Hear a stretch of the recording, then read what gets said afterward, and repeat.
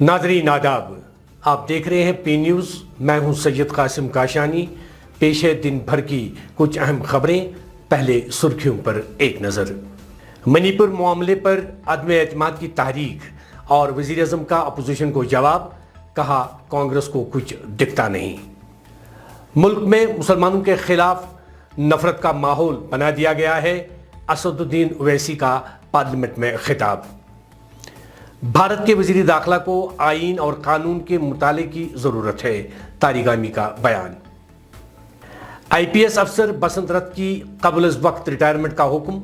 BJP में शमूलियत। हुक्मनामे को वापस लिया जाए। महकमा सियाहत से वाबस्ता कंट्रैक्टर्स का खामोश एहतजाज। यौम आज़ादी की खसूसी तक़रीबात को हतमी शक्ल। बख्शी स्टेडियम श्रीनगर में होगी सबसे बड़ी तकरीब। अतलन गडुल में ग्रेनेड धमाका, 2 सिक्योरिटी एहलकार और 2 आम शहरी जख्मी। अब खबरें तफसील के साथ। नाजरीन, वज़ीर आज़म ने पार्लियामेंट में अदम एतमाद की तहरीक को जवाब देते हुए कांग्रेस समेत इंडिया में शामिल तमाम हिज़्ब इख्तिलाफ की पार्टियों को हदफ तनकीद का निशाना बनाते हुए कहा कि पिछले 9 बरसों के दौरान 13 करोड़ लोग गरीबी की सतह से ऊपर आ गए हैं और मुफलिसी खत्म होती जा रही है। वज़ीर आज़म ने कहा कि कांग्रेस और दूसरी पार्टियों के लीडरों को पिछले 9 वर्षों के दौरान उठाए गए इक़दामात नज़र नहीं आ रहे हैं। ताहम वर्ल्ड हेल्थ ऑर्गेनाइजेशन और दूसरे अदारों को राहत नज़र भी आती है और वो स्कीमों के लिए तारीफों के पुल बांधते हैं। वज़ीर आज़म ने कहा, हम तारीख़ अदम एतमाद का खैर मकदम करते हैं। माजी में भी इस तरह की कोशिश की गई, हम जीत गए और आज एक दफ़ा फिर अदम एतमाद की तहरीक ऐवान में पेश की और 2024 के इलेक्शन में NDA को वाज़ेह अक्सरियत हासिल होगी। जनता के ऊपर नए नए दंड डाले जा रहे हैं, नए नए बोझ डाले जा रहे हैं और विकास के प्रोजेक्ट्स बंद करने की घोषणा की जा रही है, विधिवत रूप से घोषणा की जा रही है। आदरणीय अध्यक्ष जी, ये गठबंधन गठबंधन की जो आर्थिक नीति है, उस आर्थिक नीतियों का मैं परिणाम साफ देख रहा हूं और इसलिए मैं देशवासियों को चेतावनी, देशवासियों को सत्य समझाना चाहता हूं।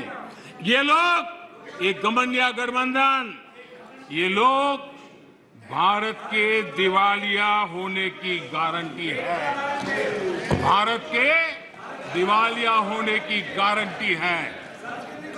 ये इकोनॉमी को डुबाने की, ये इकोनॉमी को डुबाने की, ये डबल डिजिट महंगाई की, ये डबल डिजिट महंगाई की, ये पॉलिसी पैरालिसिस की, ये पॉलिसी पैरालिसिस की, ये अस्थिरता की, ये अस्थिरता की, ये करप्शन की, ये करप्शन की, ये तुष्टीकरण की, ये तुष्टीकरण की, ये परिवारवाद की, ये परिवारवाद की, ये भारी बेरोजगारी की, ये भारी बेरोजगारी की, ये आतंक और हिंसा की, ये आतंक और हिंसा की, ये भारत को 2 शताब्दी पीछे पहुंचाने की गारंटी है।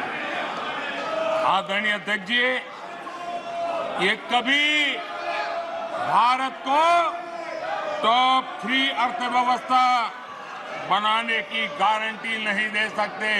ये मोदी देश को गारंटी देता है कि मेरे तीसरे कार्यकाल में मैं हिंदुस्तान को टॉप 3 की पोजीशन में लाके रहूंगा। इन लोगों को पता है कि इनकी नई दुकान पर भी कुछ दिनों में ताला लग जाएगा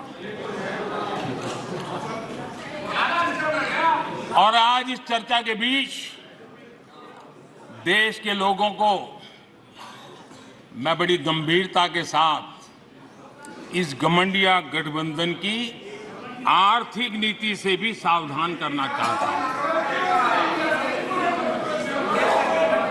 ये देश में ये घमंडिया गठबंधन ऐसी अर्थव्यवस्था चाहता है जिससे देश कमजोर हो, और उसका सामर्थ्य बढ़ न पाए। हम अपने आसपास के देशों में देखते हैं, जिन आर्थिक नीतियों को लेकर के कांग्रेस के और साथी आगे बढ़ना चाहते हैं, जिस प्रकार से खजाने से पैसे लुटाकर वोट पाने का खेल खेल रहे हैं, हमारे आसपास के देश के हालात देख लीजिए, दुनिया के उन देशों की स्थिति देख लीजिए। और मैं देश को कहना चाहता हूं, इनसे सुधरने की मुझे कोई अपेक्षा नहीं है, वो जनता इनको सुधार देगी। आदरणीय अध्यक्ष जी, इस प्रकार की चीजों का दुष्परिणाम हमारे देश पर भी हो रहा है, हमारे राज्यों पर भी हो रहा है। चुनाव जीतने के लिए अनाप शनाप वायदों के कारण अब इन राज्यों में। वहीं पार्लियामेंट में अपोजिशन के जरिए मोदी हुकूमत के खिलाफ लाई गई अदम एतमाद की तहरीक पर बोलते हुए AIMIM के रुकन पार्लियामेंट असदुद्दीन ओवैसी ने मुल्क में मुसलमानों की सलामती, यकसा सिविल कोड और तशद्दुद समेत कई मसाइल उठाए। उन्होंने कहा कि मुल्क में मुसलमानों के खिलाफ नफरत का माहौल बना दिया गया है। ओवैसी ने तहरीक अदम एतमाद की हिमायत में बोलने के लिए 11 नुकात पेश किए। उन्होंने कहा कि एक RPF जवान ने ट्रेन के अंदर मौजूद मुसलमानों की निशानदेही करके मौत के घाट उतारा और कहा कि अगर आप मुल्क में रहना चाहते हैं तो आपको मोदी को वोट देना होगा, जो मुसलमानों के लिए बाइस तशवीश है।